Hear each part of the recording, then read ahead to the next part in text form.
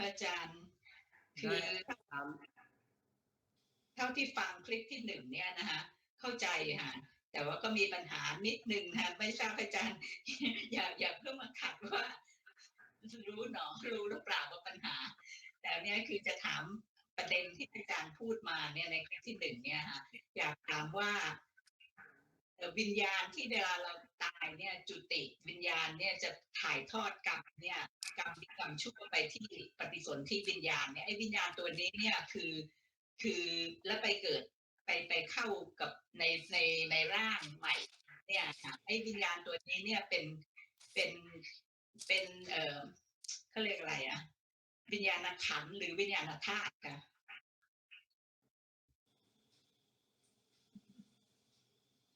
อันนั้นคือเป็นถามที่1คือจริงๆไปเข้าร่างใหม่เนี่ยมันไม่ใช่วิญญาณขันธ์แล้วก็วิญญาณธาตุมันเป็นการถ่ายโอนข้อมูลจากเรียกว่าเหมือนกับเซลล์คุณหมอรู้จักเซลล์เก่าไหมไม่คือหมายถึงว่าในร่างกายของเราเนี่ยมันแต่คือแต่ละช่วงของชีวิตเนี่ยที่เป็นอยู่ตอนนี้ไม่ใช่เซลล์เก่าเพราะว่าเซลล์เก่าได้ได้ตายไปแล้วแล้วก็มีเซลล์ใหม่ขึ้นมาทำหน้าที่แทนแล้วแล้วการรับช่วงตรงนี้ถามว่ามันรับช่วงได้อย่างไรเพราะนั้นข้อมูลเก่าของเซลล์เก่าที่เก็บไว้เนี่ยมันถ่ายโอนมาข้อมูลมาเซลล์ใหม่เพราะนั้นการถ่ายโอนก็คล้ายกันตรงนี้คือการต่างกันมากนะคะอาจารย์เพราะไม่งั้นการจะเกิดเป็นชาติใหม่เนี่ยเราก็จะเกิดเหมือนเดิมใช่ไหมถ้าจะถ่ายทอดทุกอย่างข้อมูลทุกอย่างโครโมโซมจีนอะไรทุกตัวเนี่ยเข้าไปในเซลล์ใหม่เนี่ยมันก็เป็นไปไม่ได้มันจะเหมือนมันจะถ่ายทอดเฉพาะจิตอย่างเดียวคือยกตัวอย่างว่าโครงการของรัฐบาลชุดเก่าเนี่ยเขาตั้งไว้แล้วเขาดำเนินมาแล้วว่ามีการทำอะไรมาบ้างและมีโครงการใหม่อย่างไรบ้างเพราะนั้นรัฐบาลชุดใหม่ก็รับช่วงจากรัฐบาลชุดเก่าพอเข้าใจไหมอันนั้นเข้าใจค่ะแต่ว่าในเรื่องเพของราะนั้นการเพราะนั้นไม่ไม่เพราะเปลี่ยนฉะนั้นไม่ใช่วิญญาณนักขันธ์และหรือวิญญาณธาตุที่มาที่เกิดใหม่อ่ะที่เข้าร่างใหม่อย่างที่โยมว่าโยมพูดเป็นอัตตาโยมไม่เข้าใจความเป็นของปฏิจจ์ความเป็นอัตตาตรงนี้มันถูกเรียกว่าเป็นการถูกส่งต่อจากไหนก็ไม่รู้นะส่งต่อมาถึงเราทุกวันเนี้ยว่าเมื่อตายแล้วก็จะมีวิญญาณไปเกิดใหม่ซึ่งตรงนี้พระพุทธเจ้าตรัสว่าไม่ใช่ท่านไม่เคยพูดแล้วตายแล้ววิญญาณก็เล่ร่อนก็ไม่มีทั้งสองเรื่องเนี่ยวิญญาณเมื่อตายแล้ววิญญาณไปเล่ร่อนเป็นเรียกว่าเป็นสัมภเวสีคืออันนี้ก็ไม่ใช่แล้วก็ตายแล้ววิญญาณจากอัตภาพนี้ไปเกิดใหม่อันนี้ก็ไม่มีพระพุทธศาสนาไม่ได้สอนเพราะนั้นวิญญาณขันธ์เนี่ยถามว่าเกิดใหม่ได้ไงก็ขณะที่เห็นทางตามันก็ดับเสียที่ทางตาแล้วเกิดการรับรู้ทางหูก็เกิดใหม่เกิดการรับรู้ทางหูก็ดับไปทางหูเพราะนั้นการรับรู้ของวิญญาณทั้ง6 ทวารเนี่ยเรียกว่าวิญญาณ6เนี่ยตั้งแต่จักขุวิญญาณจนถึงมโนวิญญาณเนี่ยเขาเกิดตรงไหนทวารไหนเขาก็ดับตรงนั้นแล้วถามว่าวิญญาณนักขันเนี่ยจะไปเกิดใหม่ไหมเอาตรงนี้ก่อนนะ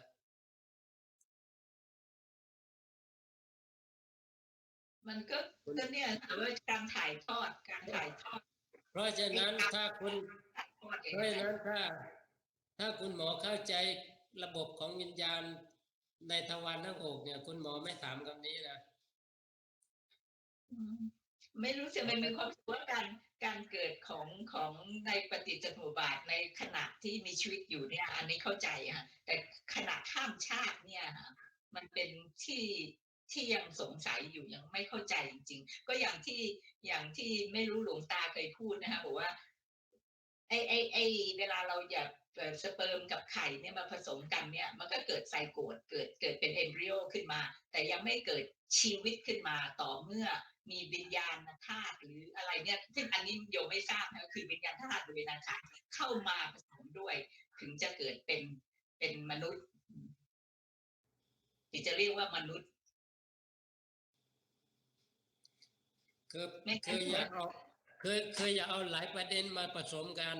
อาตมาอธิบายว่าประเด็นที่หนึ่งที่ถามว่าวิญญาณขันธ์ใช่ไหมที่ไปเกิดใหม่เพราะนั้นตรงนี้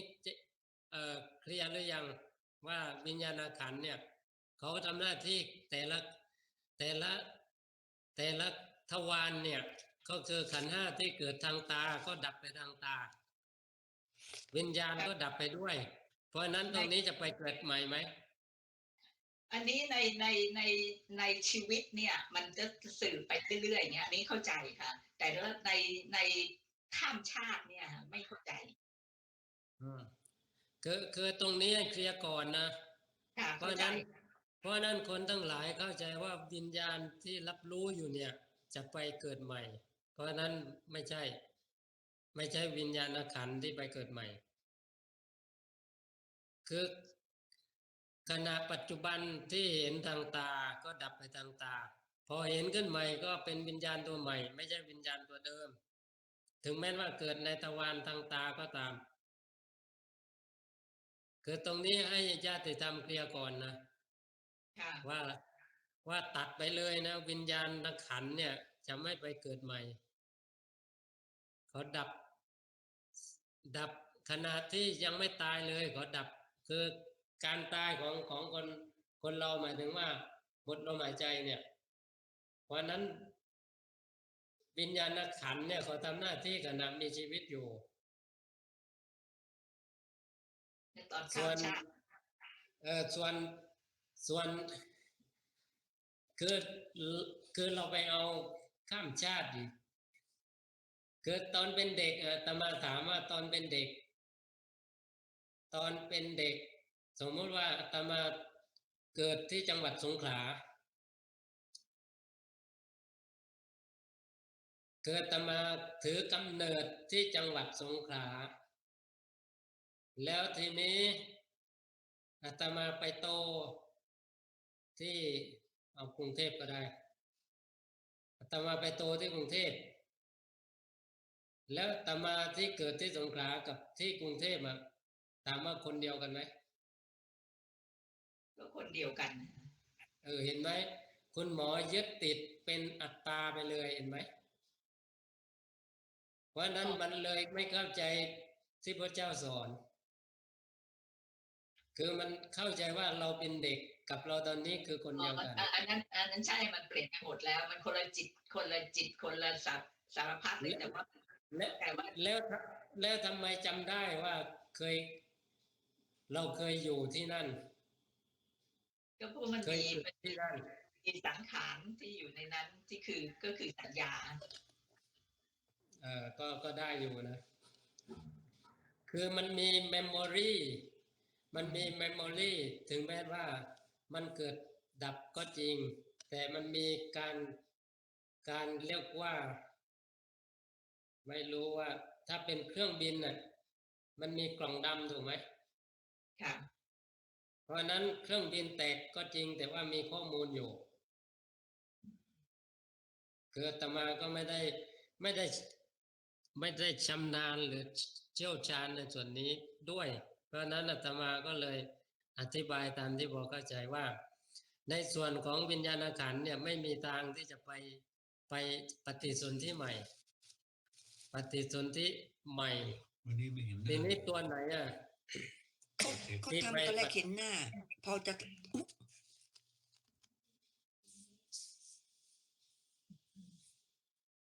เอาเอาใครจะเปิดประเด็นขึ้นมาทีนี้ในส่วนของวิญญาณธาตุถ้าไม่ใช่วิญญาณขันธ์แล้วอะไรที่ไปเกิดใหม่ ส่วนวิญญาณธาตุเขาก็เป็นธาตุรู้เฉยๆทีนี้วิญญาณธาตุเนี่ยเขาเป็นธรรมชาติที่ว่างไม่มีตัวตน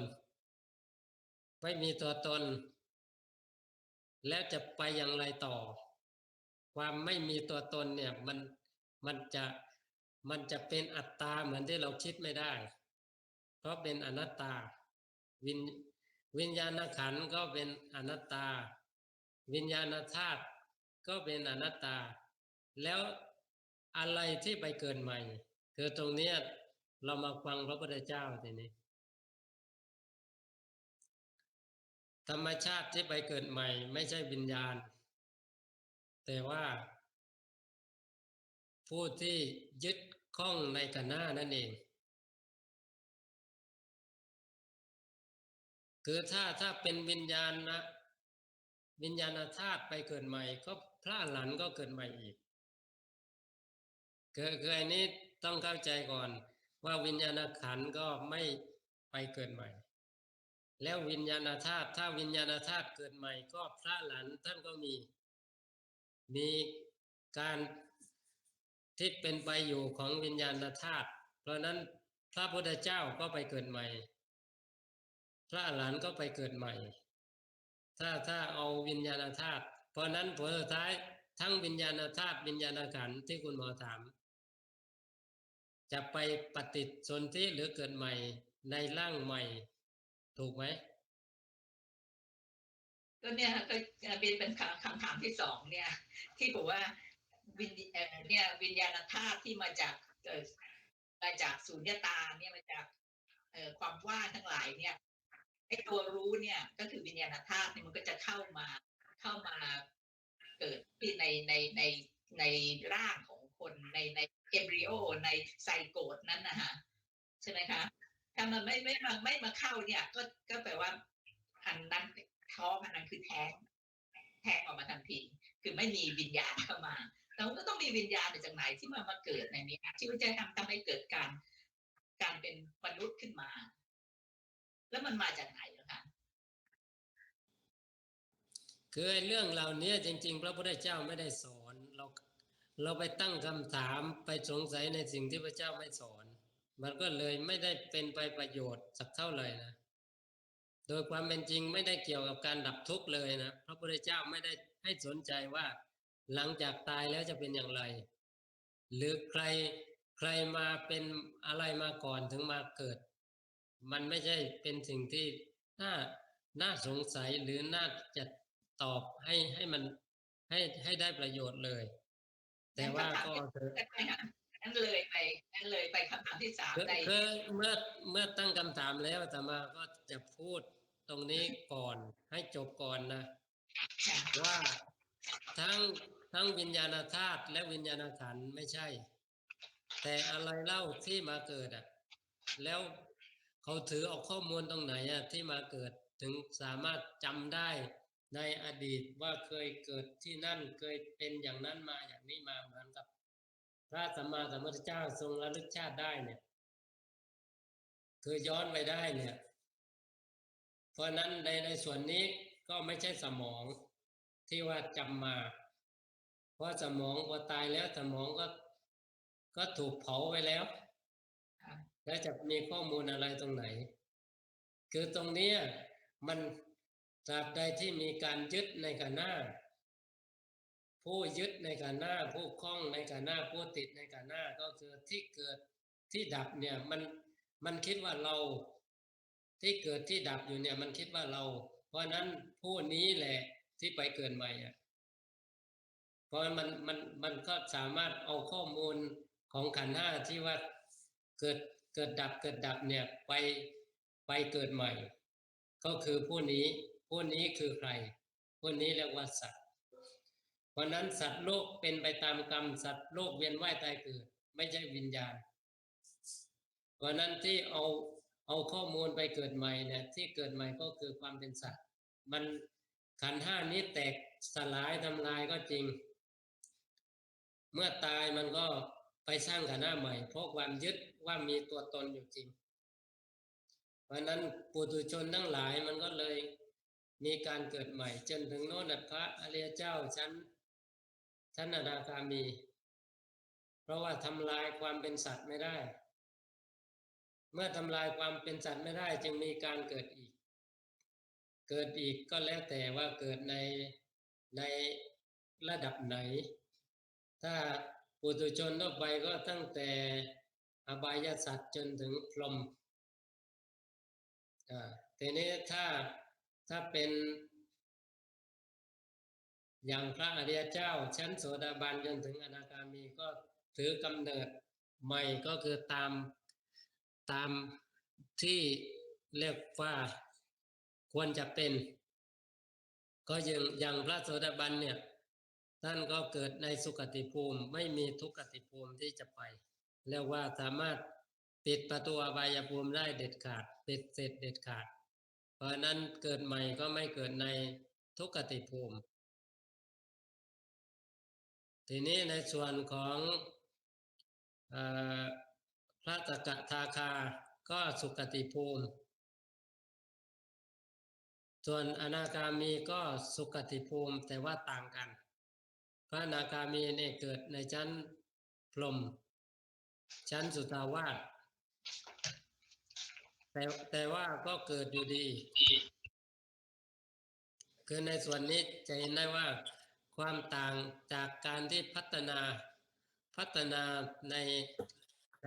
ในระบบการเป็นไปเป็นอยู่ของธาตุของขันธ์เนี่ยก็อธิบายยากว่าคือเมื่อพัฒนาขึ้นมามันก็ไม่เหมือนกับปุถุชนคนทั่วไปถ้าปุถุชนคนทั่วไปก็คือไปตามอำนาจของบาปแล้วก็บุญส่วนพระอริยเจ้าเนี่ยไปด้วยอำนาจของบุญก็คือในส่วนของกุศลที่ได้ประสบแล้ว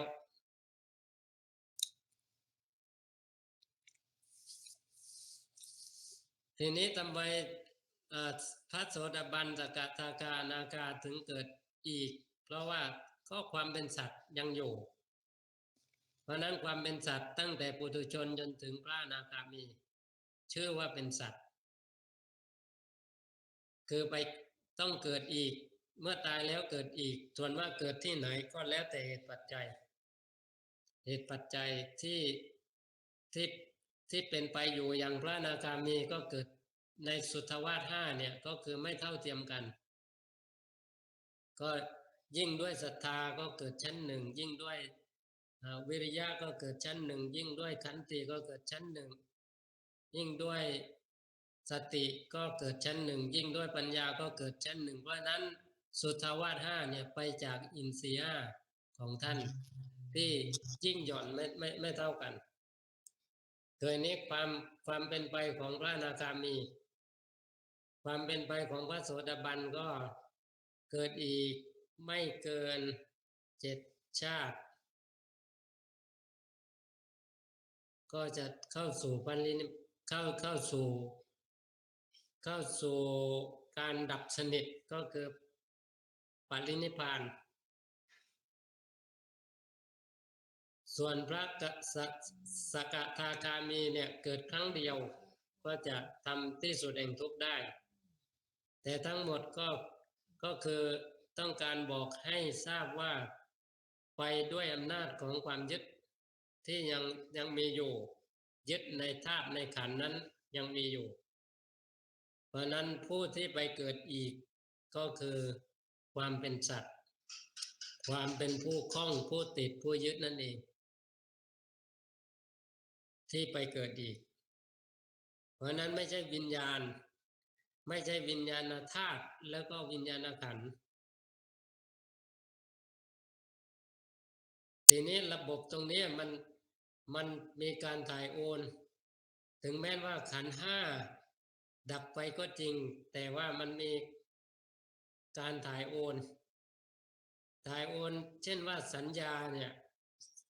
สัญญาเหมือนว่าเราเห็นอะไรแล้วก็ไม่รู้ว่าสิ่งนั้นเรียกว่าอะไรแต่ว่าเมื่อมีคนบอกว่าสิ่งนั้นคืออันนั้นเพราะนั้นสัญญาได้บันทึกไว้เพราะนั้นการเห็นครั้งต่อไปก็รู้จักว่าสิ่งนั้นคืออะไรแต่ก่อนหน้านั้นไม่รู้เพราะนั้นการถ่ายโอนตรงนี้ถึงแม้ว่าขันธ์ห้าชุดที่หนึ่งดับไปแล้วก็จริงแต่ว่าการถ่ายโอนความรู้หรือเรียกว่าสัญญาตรงนี้ก็ยังอยู่หมายถึงว่ายังอยู่ตรงนี้ก็คือขันธ์ห้ามีการสืบต่อกันถึงแม้ว่า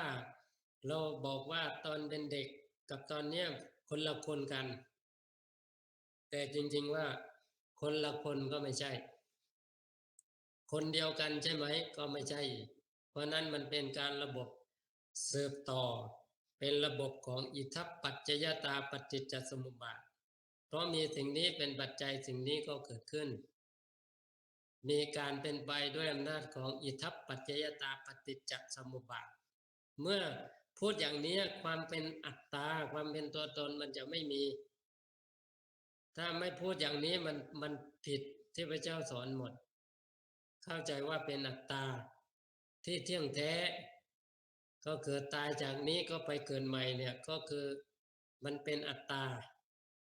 แต่จริงๆเป็นการเรียกว่าถ่ายโอนข้อมูลกัน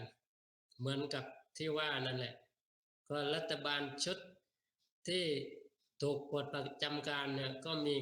ข้อมูลให้รัฐบาลชุดใหม่ได้ดำเนิน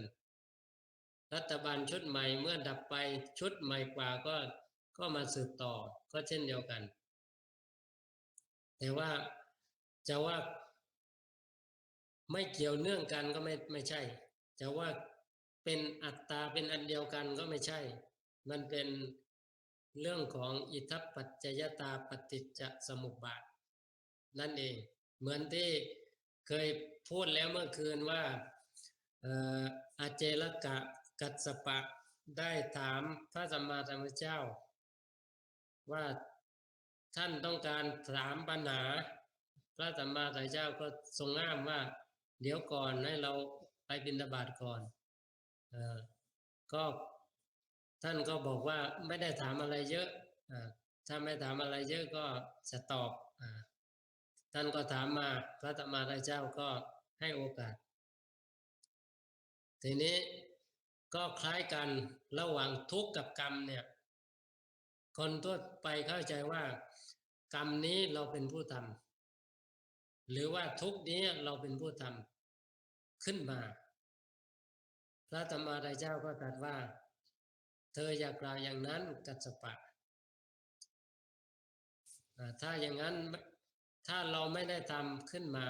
ก็คนอื่นเป็นผู้ทำให้ท่านก็ถามต่อพระธรรมราเจ้าก็ตรัสว่าคนเธออย่ากล่าวอย่างนั้นกัสสปะคืออันนี้จะเห็นได้ว่าการตั้งคำถามเป็นอัตตาเนี่ยมันมีมาตั้งแต่ไหนแต่ไรมาในสมัยพุทธกาลก็ถามความเป็นอัตตาผู้ที่เห็นโดยความเป็นจริงโดยไม่เป็นอัตตาเนี่ยก็ผู้ที่ตื่นรู้ขึ้นมาก็คือพุทธะเพราะนั้นจะไม่มีความสงสัยว่าตายแล้วจะไปเกิดที่ไหนมันหมดเลยคำถามที่สงสัยว่าเราตายแล้วจะไปเกิดที่ไหนมันหมดเกลี้ยงเพราะอะไรความเป็นเรามันไม่มีแล้วมันจะไปเกิดที่ไหนแล้วตายแล้ววิญญาณหรืออะไรไปเกิดมันก็หมดเกลี้ยงเลยเพราะนั้นนั่นแหละคือความต่างทีนี้จะข้ามหรือจะพ้นหรือจะสิ้นความสงสัยเหล่านี้ได้ต่อเมื่อหันกลับมาอยู่กับปัจจุบันซึ่งคนทั่วไปมันทำไม่ได้เกินนิดเดียวมันก็ไหลไปแล้วไหลไปอดีตบ้างไหลไปอนาคตบ้างไม่ยอมประจักษ์แจ้งกับปัจจุบันเพราะนั้นมันก็เลยข้ามความสงสัยหรือสิ้นความสงสัยในส่วนนี้ไม่ได้ว่าตายแล้วเนี่ย เราจะไปเกิดที่ไหนมันก็ยังข้องใจอยู่เพราะนั้นเราต้องเลือกว่าเราจะไปเกิดที่ดีก็เลยพยายามทำบุญขึ้นมาเพราะบุญนั่นแหละทำให้สัตว์ที่ยังเวียนว่ายตายเกิดได้มีที่พึ่งเรียกว่าได้อุ่นใจได้หลักประกันได้หลักประกันภัยไว้เพราะอะไรเพราะว่าไม่ยอมรับความจริงณปัจจุบันไม่ยอมประจักษ์แจ้งความจริงณปัจจุบันซึ่งปัจจุบันมันไม่ได้มีอะไรเลยความเป็นวิญญาณธาตุก็ไม่ได้มีตัวตนความเป็นวิญญาณขันธ์ก็ไม่ได้มีตัวตนรู้โดยวิญญาณขันธ์ก็ไม่ใช่เป็นตัวตนเพราะว่าไม่มีอยู่ก่อนแล้วก็มีขึ้นตามเหตุปัจจัยมีแล้วก็สลายไปนี่ก็เห็นได้ว่าในส่วนของการรู้อยู่เนี่ยไม่ใช่เรารู้จริงๆแต่เป็นการรู้ในทวารทั้งหกก็คือวิญญาณขันธ์ทำหน้าที่รู้ส่วนใครมารู้ระบบของขันธ์ห้าหรือมารู้วิญญาณขันธ์ก็คือวิญญาณธาตุซึ่งเป็นผู้รู้ซึ่งการรู้อย่างนี้ได้เนี่ยต้องอาศัยเรียกว่าเจตสิกในส่วนของสังขารซึ่งเป็นกุศลเจตสิกก็มีสติมีสมาธิมีปัญญาในการก่อให้เกิดการประจักษ์แจ้งความเป็นจริงว่ามันคืออะไรเพราะนั้นในส่วนของคลิปพุทธะ EP 2เนี่ยได้อธิบายในส่วนนี้ไว้แล้วเพราะนั้นตรงนี้คุณหมอมีข้อข้องใจอีกไหมว่าตายแล้วเนี่ยวิญญาณตัวไหนที่ไปปฏิสนธิในร่างใหม่ตอนนี้ก็เข้าใจว่าจุติจิตถ่ายกรรมพันธุ์เนี่ยนะคะไปที่ปฏิสนธิจิตกับปฏิสนธิจิตเนี่ยก็คือเป็นนามอย่างเดียวอะค่ะเป็นแต่เฉพาะนามไม่มีรูปแล้วเราก็ไปเข้ากับไปถ้าเรามีความยึดว่าเรายังจะต้องเกิดอีกสังขารนี้ยังยึดในสังขารมันก็ไปเกิดอีกใช่ไหมคะจะไปเกิดในชาติในอะไรก็รูปอะไรก็แล้วแต่ที่กรรมที่เราทำมาและคนนี้เนี่ยที่พระอาจารย์พูดว่ามันมีธรรมชาติอีกอันหนึ่งก็คือวิญญาณธาตุเนี่ยนะคะมันจะเข้ามาผสมกับไอ้ปฏิสนธิจิตอันเนี้ยหรือเปล่าคะที่ทำให้มันยังติดกันอยู่อ่ะจะเมื่อไหร่จะให้เราสามารถแยกมันออกมาได้เราเห็นก็คือว่าเหมือนกับที่หลวงปู่ดูลพูดว่าจิตเห็นจิตจึงหลุดพ้นก็จิตเห็นจิตก็คือเมื่อไรไอ้วิญญาณธาตุนี่มันหลุดออกมามองเห็นไอ้การทำงานของขันธ์ห้าเนี่ยอันนั้นก็จะทำให้เราหลุดพ้นได้เป็นอิสระจากขันธ์ห้าอันนี้ที่โยมเข้าใจเองนะคะก็เลยคิดเนี่ยว่าตอนที่มันเกิดใหม่เนี่ยตอนเริ่มปฏิสนธิจิตมาเข้าในรูปในมนุษย์ใหม่อีกคนหนึ่งเนี่ยนะคะอันเนี้ยมันก็เกิดอวิชชาขึ้นมาเพื่อมันไอ้ปฏิสนธิจิตไอ้ปฏิสนธิจิตเนี่ยมันมีอวิชชาอยู่ในนั้น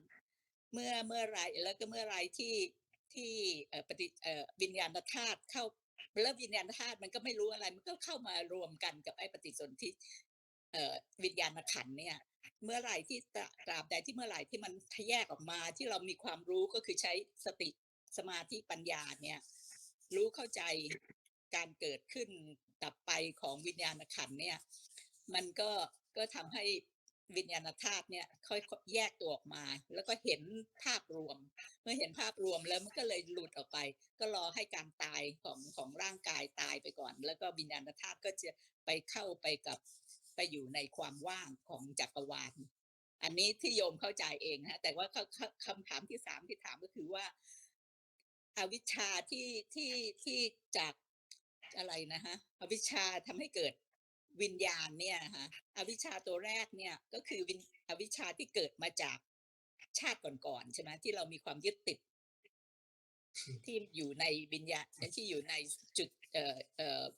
ปฏิสนธิจิตใช่ไหมคะเพราะว่าไอ้สังขาร และ อีกอัน และ หนึ่ง อาตมาถามว่าอวิชชาเนี่ยเป็นอัตตาหรืออนัตตา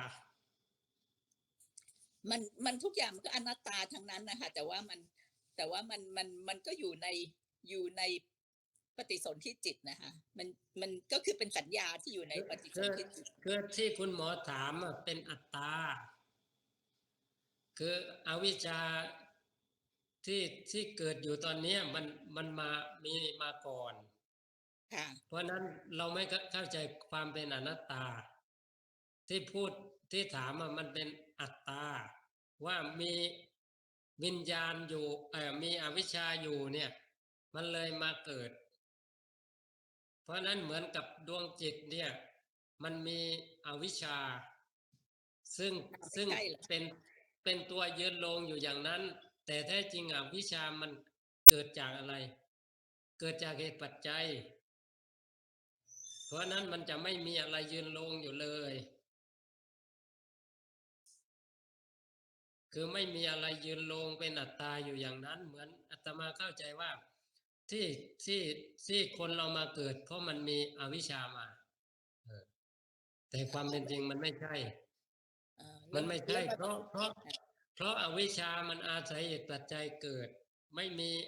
เหตุปัจจัยเขาเกิดไม่ได้เพราะนั้นมันจะมีมาก่อนได้อย่างไรงั้นที่เอามาเกิดเนี่ยไอ้ปฏิสนธิจิตเนี่ยพระอาจารย์อธิบายให้ฟังหน่อยสิคะว่ามันถ่ายทอดกรรมพันธุ์อะไรที่ถ่ายทอดเข้ามาก็คืออาตมาบอกแล้วเข้ามาคืออาตมาพูดแล้วเมื่อกี้ว่าการเห็นครั้งที่หนึ่งสมมติว่าการเห็นครั้งที่หนึ่งมันไม่มีข้อมูลของสิ่งที่เห็นว่าคืออะไรแต่ว่าก็มีคนบอกหรือว่ามีการบอกหรือมีการเรียนรู้ว่าสิ่งนี้คืออันนี้เหมือนต้นไม้เนี่ยต้นไม้เราเห็นแต่ไม่ได้บอกหรือบอกไม่ถูกว่าต้นไม้อะไรแต่มีการเรียนรู้ว่า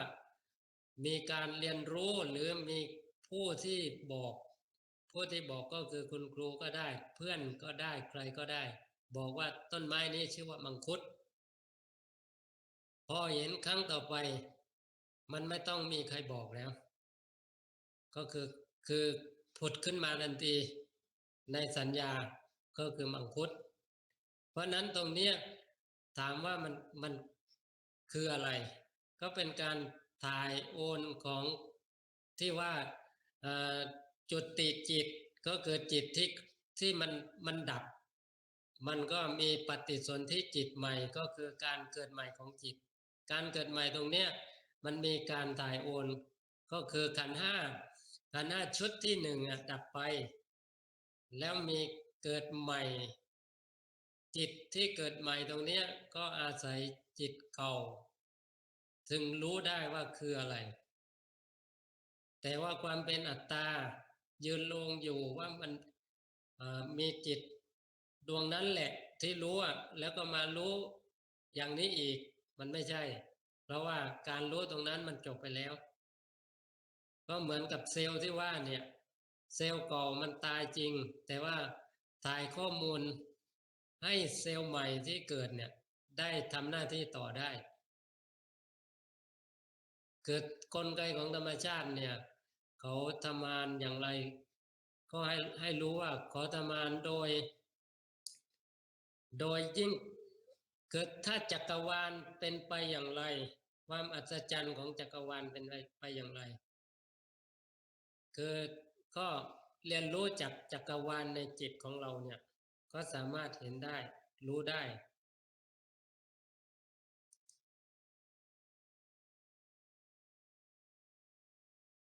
คุณหมอพอเข้าใจไหมอาตมาอธิบายได้แค่นี้ก็สรุปว่าพระอาจารย์ว่าอวิชชาไม่กรรมเนี่ยไม่มีอวิชชาถ้ามาอยู่ในนั้นคือมันไม่มีอะไรคือถ้ามองเป็นอัตตาก็เหมือนที่คุณหมอว่านั่นแหละถูกแต่ว่าความเป็นจริงมันเป็นอนัตตาและอะไรที่ไม่ถ่ายทอดก็พระอาจารย์พูดเองว่ามันมีความยึดติดในสังขารเนี่ยมันก็ทำให้มาเกิดใหม่แต่เมื่อไหร่ก็นั่นแหละก็ตอนนี้ ตอนนี้เราก็ยึดติดว่ามีอัตตาอยู่จริงมีอัตตาอยู่ถาวรมีความเป็นตัวตนอยู่จริงมันก็เลยไปเกิดใหม่ได้อยู่เพราะนั้นมันอยู่ที่จิตที่ว่าที่เป็นสัมมาทิฏฐิหรือมิจฉาทิฏฐิถ้ามิจฉาทิฏฐิก็เห็นว่าเป็นตัวตนอยู่จริงเป็นอัตตาอยู่ถาวรแต่ว่าถ้าเป็นสัมมาทิฏฐิแล้วไม่เห็นความเป็นอัตตาโดยความเป็นจริงเป็นแค่ความรู้สึกเป็นแค่ความคิดเป็นแค่ความจำเรียกว่าสัญญาความจำก็คือสัญญาวิปราสคลาดเคลื่อนจากความเป็นจริงเป็นจิตตวิปลาสก็คือคิดขึ้นมา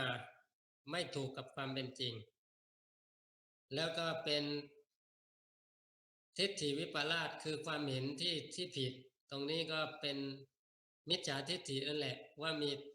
อัตตาอยู่จริงก็ยกตัวอย่างว่าเหมือนกับมีตุ่มน้ำเนี่ยมีตุ่มน้ำในตุ่มน้ำก็มีตะกอนนอนก้นอยู่แล้วตะกอนนอนก้นเนี่ยเมื่อถูกกวนตะกอนก็พุ่งขึ้นมา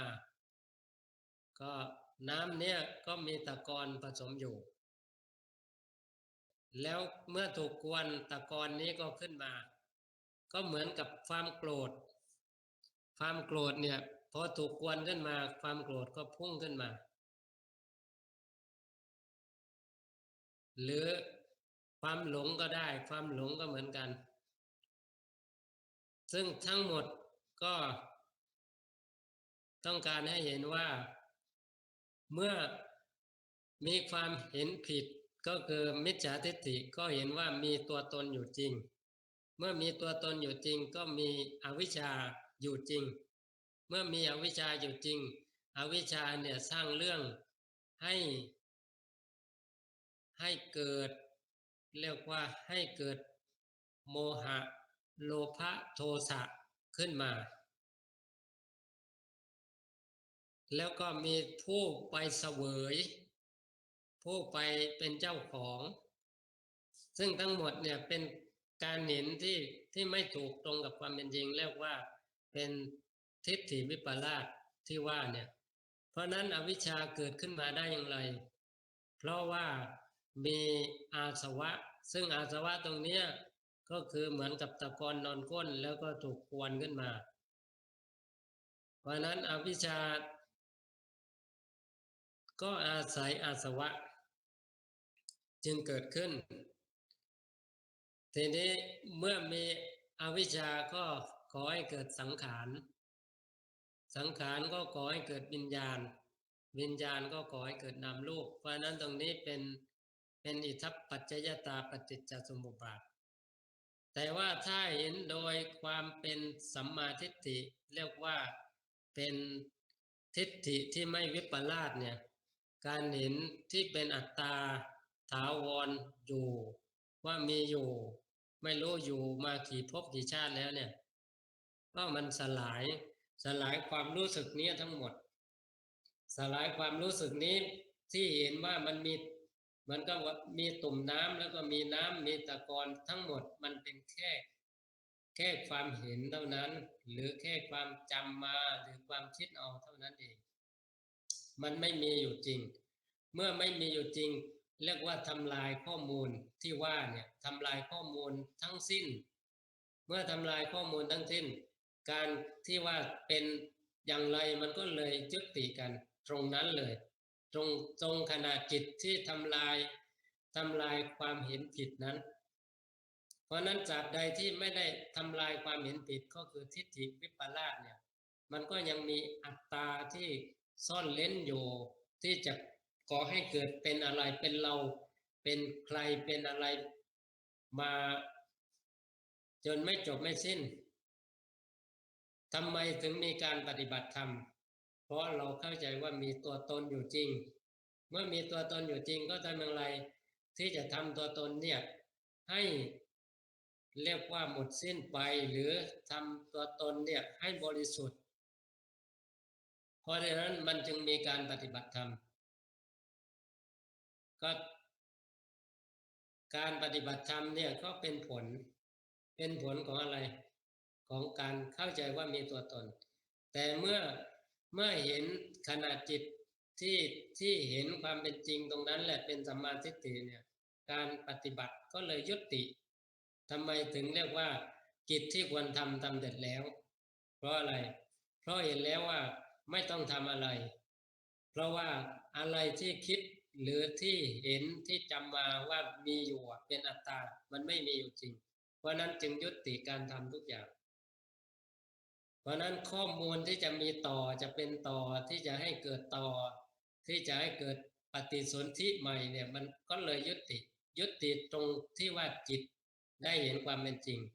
เพราะนั้นจิตที่ไม่เห็นความเป็นจริงตรงนี้มันก็มีการสืบต่อมีจุติจิตก็คือจิตที่ดับแล้วก็มีปฏิสนธิจิตก็คือจิตที่เกิดใหม่ก็คือมีอยู่อย่างนี้แต่ว่าเมื่อการทำลายล้างบางถึงที่สุดแม้ตัวจิตก็ถูกสลายด้วยเพราะนั้นจึงไม่มีอะไรที่จะเป็นต่อก็เลยอยู่แบบไม่มีอะไรที่จะเป็นอะไรนั่นเองเพราะนั้นจะเกิดใหม่ก็ไม่ได้รู้สึกหรือจะไปเกิดที่ใดก็ไม่ได้มีข้อสงสัยในส่วนนี้เพราะนั้นจะเห็นได้ว่าคนทั้งหลายเนี่ยตราบใดที่เดินมาไม่ถึงความเป็นจริงของธรรมะที่พระเจ้าทรงตรัสรู้หรือทรงประกาศเนี่ยมันก็ยังยึดอยู่ดีไม่ต้องพูดถึงปุถุชนนะพูดถึงพระอริยเจ้าพระโสดาบันจนถึงอนาคามีเลย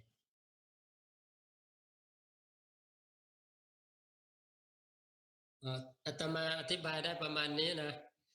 อาจารย์กลสิงห์มีอะไรเพิ่มเติมตั้งแต่ต้นที่อาตมาอธิบายมีความขัดแย้งอะไรจะเพิ่มเติมก็เชิญได้ถูกครับมันเป็นอย่างนี้นะครับที่อาจารย์กล่าวมาถูกต้องทั้งหมดสิ่งที่เริ่มแรกที่คุณหมอสงสัยเนี่ยมันมาจากความไม่มีอะไรอยู่ก่อนครับไม่มีอะไรอยู่ก่อนก็คือจิตเดิมแท้ที่เนี่ยมันไม่มีอะไรอยู่ก่อนมันเกิดจากเหตุปัจจัยครับคือเห็นผิดก็เลยมีสิ่งนี้เป็นจิตสุบาทพระเจ้าก็สมมุติขึ้นมาว่าเนี่ยคือสัตว์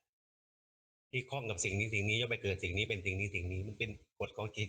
ปัจจิสมุปบาททั้งหมดนะครับมันไม่มีอะไรอยู่ก่อนไม่เหตุที่ว่าไม่เข้าใจที่ไม่มีอะไรอยู่ก่อนเนี่ยมันก็เลยเป็นสิ่งนี้พระเจ้าสมมติขึ้นมาก็เรียกว่าสัตว์นี้ก็ย่อมเวียนว่ายตายเกิดไปตามกรรมที่เกาะที่ยึดอยู่ตรงนั้นนะครับที่อาจารย์กล่าวมาทั้งหมดเนี่ยผมเข้าใจหมดถูกต้องทั้งหมดเลยครับมันไม่มีอะไรอยู่ก่อนเห็นผิดมันก็เลยมีสิ่งนี้เป็นกฎของปฏิสมุปบาทนะครับที่มันเกิดขึ้นมาครับอธิบายได้แค่นี้นะครับสาธุ คืออย่างนี้ต้องทิ้งความรู้ทั้งหลายที่ได้ยินมานะคะเขาก็มีพระอาจารย์หลายรูปเลยฮะแบบeven พระอาจารย์ท่านปอประยุตโตก็ยังพูดว่าจิตเดิมแท้เนี่ยหมายถึงว่าจิตของเด็กที่เกิดใหม่เนี่ยถือว่าเป็นจิตเดิมแท้ที่บริสุทธิ์ไหมบอกไม่บริสุทธิ์เพราะมันมีอวิชชามาด้วยไม่ใช่มาจากจิตบริสุทธิ์อย่างเดียวนะครับไม่เห็นของปัจจิสมุปบาทก็เลยมีอวิชชาที่มีความเป็นจริงก็ก่อเกิดอวิชชาใช่ไหมครับมันก็มีการเกิดขึ้นมาก็เป็นปัจจิสมุปบาทอีกนั่นแหละก็หมายถึงว่าจิตแรกเลยของเด็กที่เกิดใหม่เนี่ยมันบริสุทธิ์เหรอฮะบริสุทธิ์เพียวจริงๆเลยนะฮะเพราะเขายังไม่ได้สัมผัสเลยมันไม่ใช่เด็กนะครับมันก็สมมุติขึ้นมาว่าเด็กแต่จริงๆฮะคุณหมอถ้าเข้าใจตรงนี้มันเข้าใจมันไม่มีอะไรอยู่ก่อนแล้วพระเจ้าก็ตัดแล้วมันไม่มีอะไรเหตุปัจจัยเกิดสิ่งนี้ย่อมมีสิ่งนี้ครับ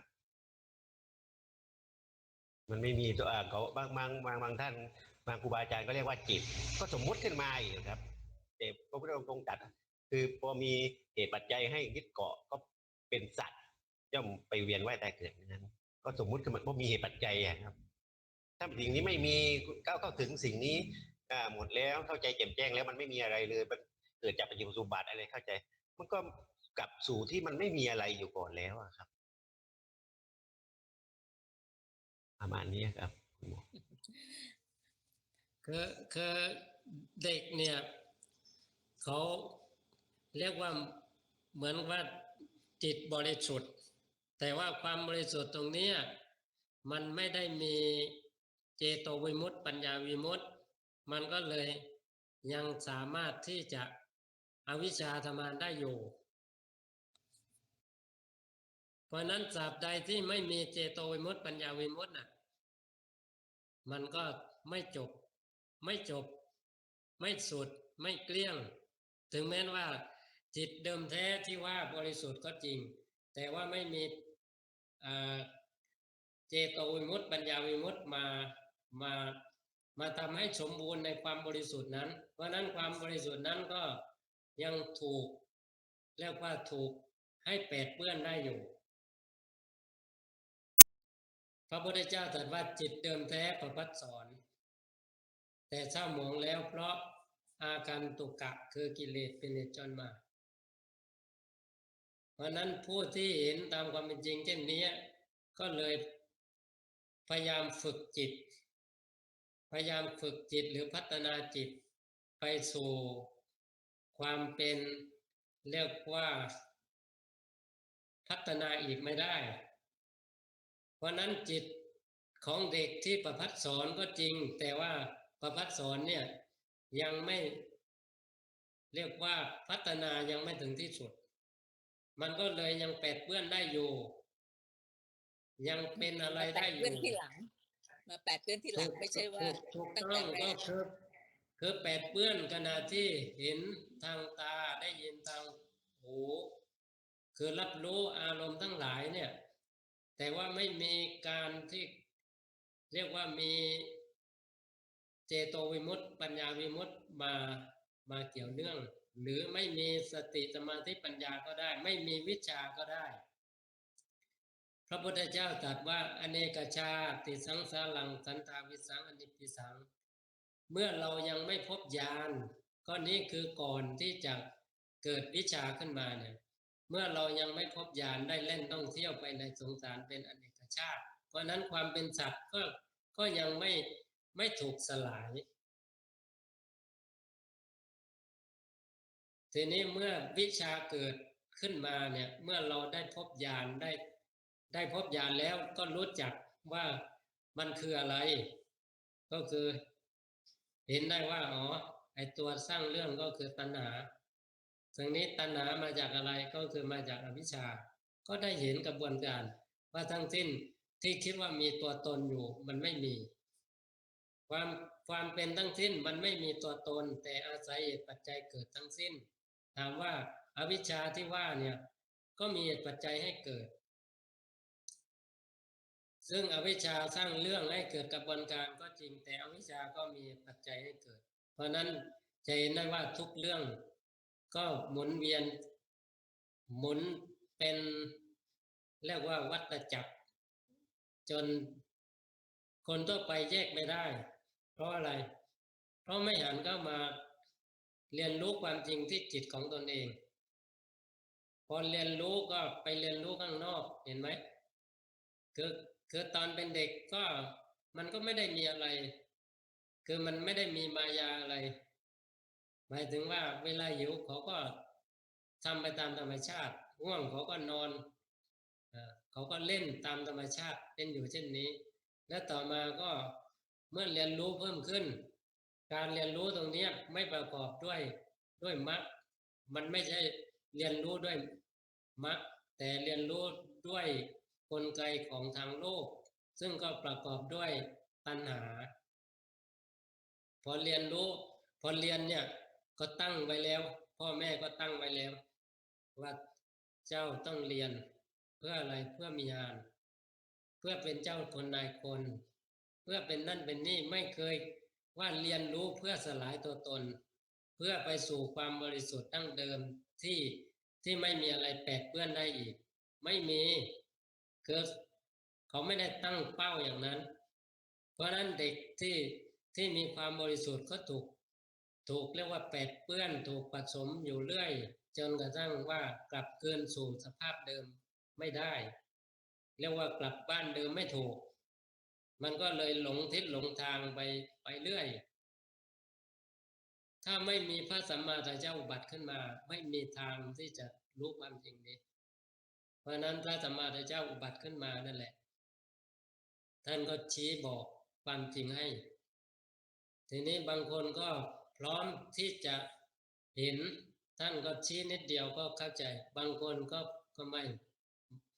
เรียกว่าความเป็นปุถุชนคือหนาด้วยกิเลสมันถูกเรียกว่าถูกผสมมาหลายครั้งหลายคราวเนี่ยมันหนาพอหนาแล้วก็ใช้วิธีแบบง่ายไม่ได้ต้องใช้วิธีรุนแรงก็คือต้องให้ไปฝึกสมาธิฝึกอะไรต่างๆ ทำให้ยากให้ยุ่งเพราะว่าทำแบบธรรมดาไม่ได้ธรรมดาก็คือแค่หันกลับมาเห็นความเป็นจริงณปัจจุบันเนี่ยซึ่งก็ไม่ได้ทุกคนเพราะนั้นท่านก็เลยจัดเป็นบัว4 เหล่าที่หนึ่งก็คือพอได้ดวงอาทิตย์ก็คือความสว่างเกิดขึ้นเนี่ยก็เบ่งบานทันทีคือความจริงปรากฏขึ้นมาก็เบ่งบานทันทีที่สองก็ต้องอาศัยขยายความจนแจ่มแจ้งก็เบ่งบานเหมือนกันที่สามก็ต้องอาศัยฝึกแล้วฝึกเล่าปฏิบัติแล้วปฏิบัติเล่าจนสามารถกลับคืนสู่สภาพเดิมได้แล้วก็พอถึงพร้อมตรงนี้เรียกว่าเจโตวิมุตติปัญญาวิมุตติพรั่งพร้อมเพราะนั้นหลังจากนั้นไม่มีการรักษาไม่มีการทำอะไรได้ไม่มีการทำอะไรเพื่ออะไรอีกเพราะว่าความเป็นตัวตนมันไม่มีเพราะนั้นจึงไม่มีอวิชชาที่จะทำงานอะไรได้อีกจึงเรียกว่าจบภารกิจได้เพราะฉะนั้นในกระบวนการของปฏิจจสมุปบาทก็มีพร้อมพรั่งอยู่ในนั้นมีกิเลสก็เป็นเหตุให้ทำกรรมพอทำกรรมก็เกิดผลก็คือวิบากก็คือเรียกว่าไตรวัฏก็คือวน3มีกิเลสวัฏมีกรรมวัฏมีวิปากวัฏก็คือกิเลสแล้วก็ทำแล้วก็เกิดผลขึ้นมาแล้วเมื่อเกิดผลขึ้นมาแล้วมันไม่มีอะไรช่วยมันก็ไปหน่วงเอากิเลสใหม่เมื่อหน่วงเอากิเลสใหม่ก็มีการทำกรรมใหม่เมื่อทำกรรมใหม่ก็เกิดผลใหม่เรียกว่าเป็นวัฏฏะไม่มีจบไม่มีสิ้นมันไม่พ้นจากวัฏฏะเพราะว่าไม่หันกลับมาเห็นความเป็นจริงณปัจจุบันมันมีแต่ไหลมีแต่ไปเรื่อยด้วยอำนาจของกิเลสนั้นเพราะนั้นจึงเป็นวัฏฏะสังสารวัฏไม่จบไม่สิ้นเวียนว่ายตายเกิดไม่จบไม่สิ้นไม่รู้จะหาจุดจบที่ใดเพราะว่าไม่เคยหันกลับมาณปัจจุบันเพราะนั้นผู้ที่ตื่นรู้ขึ้นมาเนี่ยหันกลับมาที่ปัจจุบันเมื่อหันเข้ามาที่ปัจจุบันจะเห็นว่าแท้จริงมันไม่มีตัวตนมันมีแค่กระบวนการของธรรมชาติซึ่งเห็นได้ทุกคนเลยเห็นได้เลยถ้าหันกลับมาที่ปัจจุบันจริงๆแต่โดยมากไม่จริงเพราะว่ามันไหลเห็นนิดหนึ่งมันก็ไหลเห็นนิดหนึ่งมันก็ไหลไม่ยอมที่จะประจักษ์กับความเป็นจริงอยู่ บ่อยๆเพราะนั้นต้องอาศัยความรู้อย่างนี้บ่อยๆรู้สึกอยู่บ่อยๆเพราะนั้นการรู้สึกบ่อยๆเนี่ยถ้าเป็นพุทธะก็เป็นกึ่งกลางไม่ใช่เป็นวิญญาณธาตุคือรู้โดยวิญญาณไม่ใช่วิญญาณขันธ์แล้วก็ไม่ใช่รู้โดยสติโดยปัญญา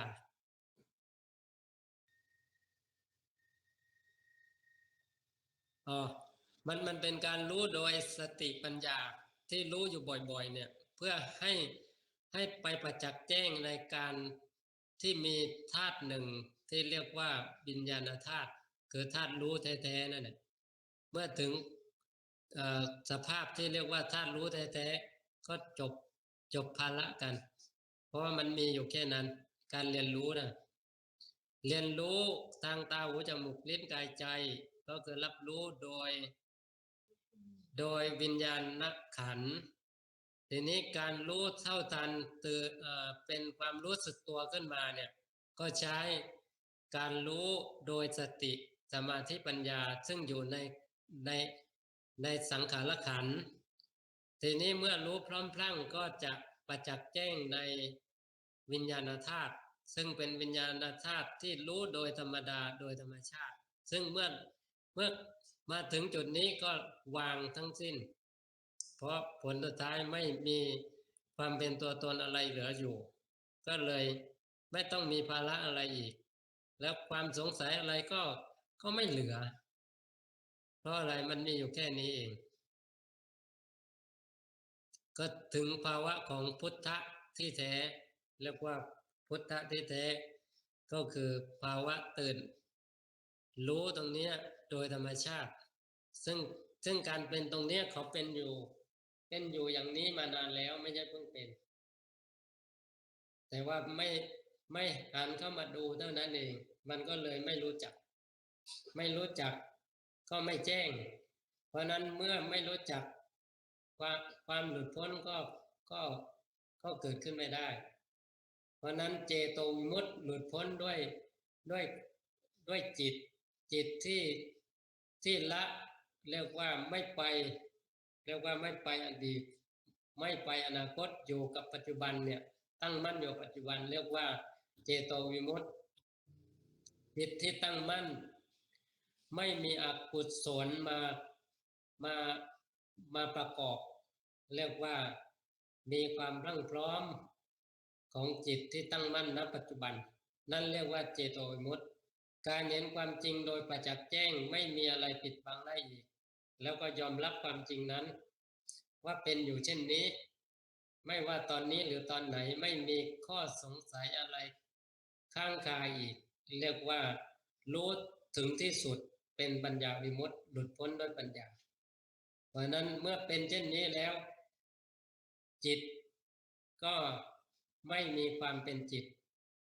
โดยธรรมชาติแท้จริงก็คือไม่มีเพราะนั้นจึงชื่อว่าไม่มีอะไรต้องรักษาแม้แต่จิตไม่ต้องรักษาไม่ต้องดูแลไม่ต้องทำอะไรจึงชื่อว่าจบภารกิจได้ตราบใดที่ยังมีจิตอยู่อวิชชาก็ทำงานได้อยู่เพราะนั้นตัวสุดท้ายก็คือจิตนั่นเองที่ว่าผลสุดท้ายตัวจิตนั่นแหละเป็นตัวสร้างเรื่องเองเพราะว่าสืบไปสืบมาเรียกว่าผู้ที่สร้างเรื่องจริงๆก็คือคนข้างในคนข้างในก็ผลสุดท้ายทำอย่างไรก็รู้อยู่บ่อยคนข้างในที่ว่าก็ทำอะไรไม่ได้จนกระทั่งว่าสลายไปสลายความเป็นอย่างนั้นก็เลยจิตก็ไม่ได้เป็นจิตอีกเพราะนั้นเมื่อไม่ได้เป็นจิตอีกมันจึงไม่มีจิตเศร้าหมองมันไม่ได้เป็นจิตที่ผ่องใสมันไม่ได้เป็นอะไรทั้งสิ้นเพราะนั้นจึงไม่มีอะไรเป็นอะไรผลสุดท้ายกุศลก็ไม่อาจพาไปอกุศลก็ไม่อาจพาไปเพราะว่าตัวที่จะให้พาไปได้ก็คือตัวจิตซึ่งจิตตรงนี้ก็เกิดจากความหลงนั่นแหละความหลงว่ามีมันก็เลยมีการพอกพูนมีข้อมูลมีอะไรที่ให้เป็นไปเพราะนั้นการจะเข้าใจระบบอย่างนี้เข้าใจโดยการเทียบเคียงโดยการฟังโดยอะไรทั้งหมดไม่มีทางอ่านหนังสือพระไตรปิฎกจบก็ไม่มีทางฟังอาจารย์ที่ทรงความรู้เป็นผู้ตรัสรู้ทั้งสิ้นแล้วก็ไม่มีทางตราบใดที่ไม่เห็น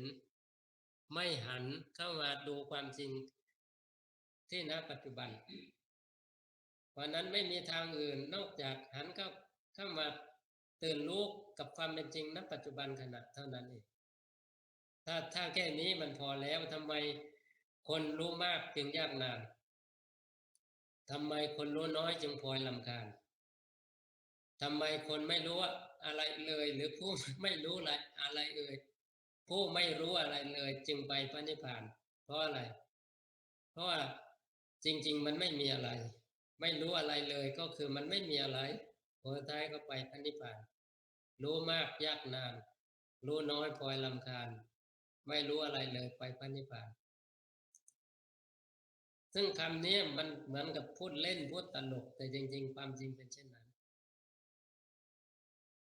หรือ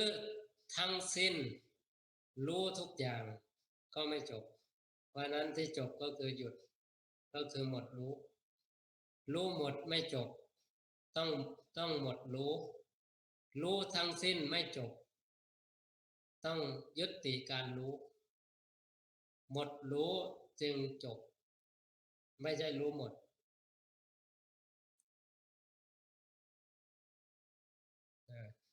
พอเข้าใจไหมหนอ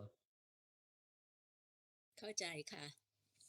ก็พยายาม analyze ที่พระอาจารย์พูดมาทั้งหมดเนี่ยนะคะก็ไม่ทราบว่าอยากจะสรุปด้วยตัวเองนะคะพระอาจารย์ว่าถูกต้องหรือเปล่าที่คำพูดของหลวงปู่ดูลว่าจิตเห็นจิตอย่างแจ่มแจ้งก็คือวิญญาณธาตุเนี่ยเห็นวิญญาณขันธ์และสังขารขันธ์อย่างแจ่มแจ้งก็จบใช่ไหมคะสาธุให้เป็นเช่นนั้นหนอค่ะสาธุค่ะจิตเห็นจิตอย่างแจ่มแจ้งไม่ใช่ธรรมดาแล้วนะจิตเห็นจิตอย่างแจ่มแจ้งตรงเนี้ยคือมันเป็นภาวะของมรรคสุดท้ายมรรคสุดท้ายไม่ใช่มรรคต้นจิตเห็นจิตอย่างแจ่มแจ้งเนี่ยเป็นมรรคสุดท้ายแล้วก็จบภารกิจได้เลยจิตเห็นจิตอย่างแจ่มแจ้งเป็นมรรคผลของจิตเห็นจิตอย่างแจ่มแจ้งเป็นนิโรธก็จบภารกิจได้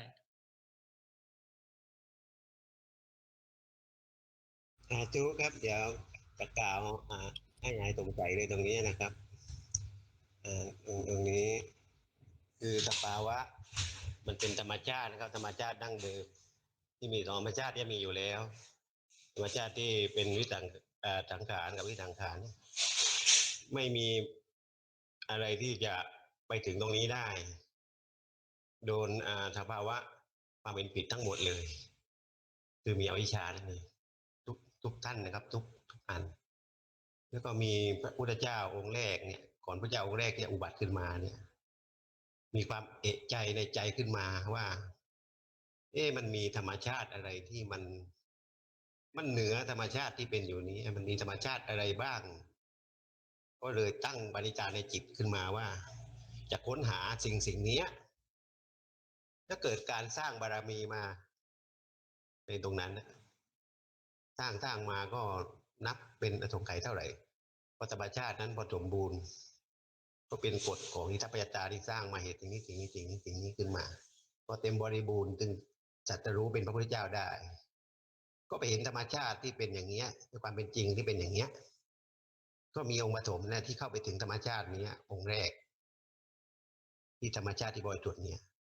ก็เลยเกิดการสอนขึ้นมามีสาวกแล้วก็มีการกล่าวขึ้นมาต่อหลังก็มีพระพุทธเจ้าองค์อื่นก็ได้รู้ว่าสร้างบารมียังไงมารู้นี้เป็นพระพุทธเจ้าเป็นสาวกเป็นอะไรเนี่ยก็ตามกันมาก็เลยมีที่ไปเข้าถึงธรรมชาตินี้ก็มีมากขึ้นมากเมื่อพระพุทธเจ้าเป็นล้านพระองค์หรือสาวกมากมายเหลือเกินเนี่ยมันเหมือนเกิดอย่างนี้สาธุสาธุอันนี้อาจารย์กนสิงห์กล่าวตั้งแต่เริ่มต้นเลยเพราะว่าผู้ที่สร้างบารมีครั้งแรกเนี่ยไม่มีแบบหรือไม่มีตัวอย่างก็เหมือนกับผู้ทำดุษฎีผู้แรกเนี่ยไม่มีข้อมูลอะไรให้อ้างอิงอะไรได้เลยทำแบบสุ่มทำแบบไปเรื่อยๆเพราะนั้นทั้งสร้างบารมียาวมากยาวที่สุดในบรรดาพระพุทธเจ้าทั้งหลายก็คือสมเด็จองค์ปฐมทีนี้องค์ต่อมาก็คือได้อาศัยข้อมูลตรงนี้เรียกว่าได้สร้างบารมีก็สั้นขึ้น ไวขึ้น แต่ก่อนหน้านั้นนับไม่ถ้วนนับไม่ได้เลยว่า80อสงไขยหรือ40อสงไขยหรือไวที่สุดก็คือ20อสงไขยคือไม่มีแบบไม่มีอะไรให้ดำเนินเลยท่านดำเนินไปโดยธรรมชาติคืออันนี้อาจารย์ก็นำมากล่าวก็ขออนุโมทนา สาธุค่ะ คุณหมอมีข้อสงสัยอย่างอื่นไหม ไม่สงสัยแล้วค่ะก็เลยเลิกความคิดที่จะไป analyze ตั้งแต่เริ่มต้นปฏิสนธิจบไปเลยตอนนี้เอาให้ตัวเองจบก่อนก็พอ สาธุเกิดถ้าไม่ให้ยาวก็คือรู้อยู่ตรงปัจจุบันพอแล้ว เพราะทั้งหมดมันเกิดตรงนี้มันไม่มีอะไรอยู่จริง มันเกิดตรงนี้แล้วก็ดับตรงนี้ตรงหน้าเลย ถ้าเห็นแจ่มแจ้งตรงเนี้ยมันอวิชชามันหลอกไม่ได้อีก มันแค่นั้นเอง คือมันไม่มีข้อสงสัยอะไรเกิดขึ้นได้เลย เพราะว่ามันประจักษ์แจ้งความเป็นจริง ทั้งสิ้นมันอยู่ตรงหน้าเลยทำทั้งหลายจะเป็นมากเท่าไหร่ก็ไม่พ้นจากตรงหน้าเลย ทั้งหมดก็คืออยู่ตรงนี้ พระสัมมาสัมพุทธเจ้าก็เลยเรียกว่าเน้นหนักปัจจุบันนันจะโยธรรมังตัดอวิปัสสติอสังอิลังอสังกุปังตังวิตามโนโปรเยผู้ใดเห็นธรรมที่เกิดขึ้นเฉพาะหน้าในที่นั้นๆอย่างแจ่มแจ้งไม่อ้อนแน่นไม่คลอนแคลนเขาควรพอกควรอาการเช่นนั้นไว้แค่นี้เองการปฏิบัติโดยแท้จริงก็คือกลับมารู้สึกความเป็นจริงณปัจจุบันจึงจะแจ่มแจ้งแจ่มชัดด้วยตนเองได้